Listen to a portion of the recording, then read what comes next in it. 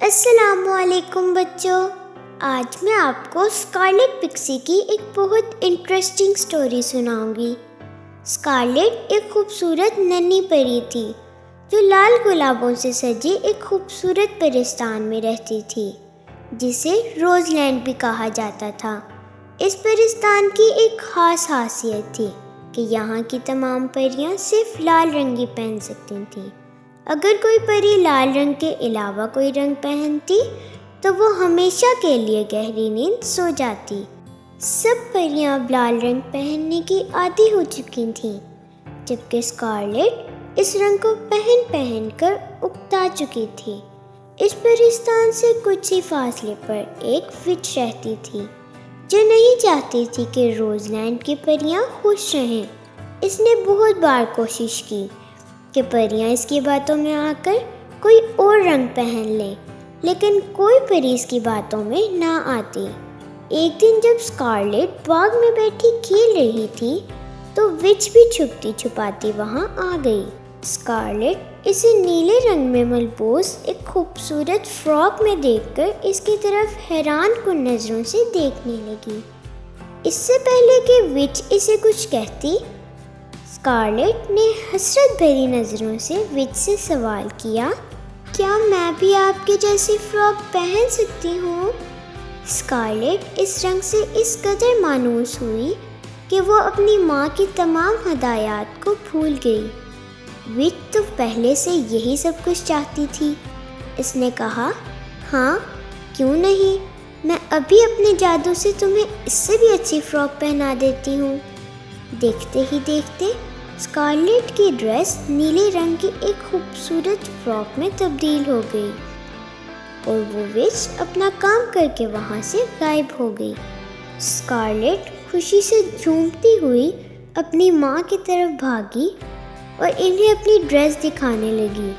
ماں نے جلدی سے اسکارلیٹ کا ہاتھ تھام لیا اور جو نقصان اسکارلیٹ کو یہ فراک پہن کر پہنچنا تھا، اس کا تمام اثر خود پر لے لیا اور وہیں باغ میں بے ہوش ہو کر گر گئی اور ہمیشہ کے لیے گہری نیند سو گئی۔ اسکارلیٹ یہ سب دیکھ کر بہت پریشان ہو گئی۔ پھر اسے اپنی ماں کی ہوئی نصیحت یاد آئی کہ وہ لال رنگ کے علاوہ کوئی اور رنگ نہیں پہن سکتی۔ وہ اپنے کیے پر بہت پچھتائی۔ پھر اسکارلیٹ گرینی فیری کے پاس گئی اور ان سے اپنے کیے پر معافی مانگی اور پوچھا، گرینی پلیز مجھے بتائیں میں اپنی ماما کو کیسے ٹھیک کر سکتی ہوں؟ گرینی نے کہا، اب آپ کی ماما کو ٹھیک کرنے کا صرف ایک ہی طریقہ ہے، جو کہ 3 میجیکل سٹونز سے بنا ہوا ایک خاص تاج ہے۔ اسکارلیٹ نے گرینی سے پوچھا کہ وہ تاج مجھے کہاں ملے گا؟ گرینی نے جواب دیا کہ وہ تاج میں خود بناؤں گی، بس آپ مجھے وہ میجیکل سٹونز لا کر دو گی، اور ان میں سے ایک میجیکل سٹون آپ کو ایک پہاڑ سے ملے گا جو پہاڑ خود پر بہت غرور کرتا ہے۔ اگر آپ نے اس پہاڑ کا غرور توڑ دیا تو وہ سٹون آپ کو مل جائے گا۔ دوسرا سٹون آپ کو ایک باغ میں ایک خاص پرندے سے ملے گا، اور تیسرا سٹون ایک سٹون لینڈ میں سے ملے گا۔ اسکارلیٹ گرینی کی ہدایات پر عمل کرتے ہوئے روز لینڈ سے نکلی اور اپنے سفر پر روانہ ہو گئی۔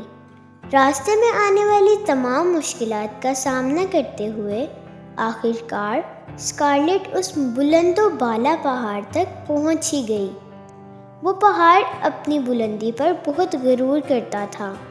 اس پہاڑ کے غرور کو توڑنے کے لیے اسکارلیٹ کو ایک ترکیب سوجھی اور اس نے اپنی میجیکل سٹک سے اس پہاڑ کے قریب ہی ایک اس سے بھی اونچا پہاڑ بنا دیا، جس سے اس پہاڑ کا غرور ٹوٹ گیا اور اسکارلیٹ کو ایک سٹون مل گیا۔ اس سٹون کو لے کر اسکارلیٹ اپنی اگلی منزل کی طرف روانہ ہو گئی۔ وہ ایک باغ میں پہنچی جہاں اس نے ایک خوبصورت پرندے کو اپنے گھونسلے کے ساتھ دیکھا۔ اسی گھونسلے میں انڈوں کے ہمراہ ایک میجیکل سٹون بھی تھا۔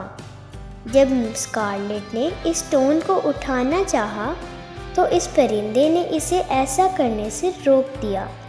اسکارلیٹ نے اس سے درخواست کی کہ برائے مہربانی مجھے یہ پتھر دے دیں، مجھے یہ اپنی والدہ کو ٹھیک کرنے کے لیے چاہیے۔ پرندے نے کہا ٹھیک ہے، میں آپ کو یہ پتھر دے دوں گا، لیکن اس کے لیے آپ کو ہماری بھی مدد کرنی ہوگی۔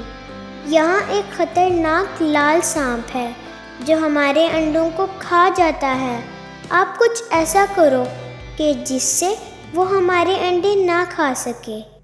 پھر اسکارلیٹ اس سانپ کی تلاش میں نکل گئی۔ جلد ہی اسے وہ لال سانپ مل گیا۔ اسکارلیٹ نے اپنی میجیکل سٹک سے اس سانپ پر ایسا جادو کیا کہ وہ سانپ ان انڈوں کو کھانے کے بجائے ان کی حفاظت کرنے لگا۔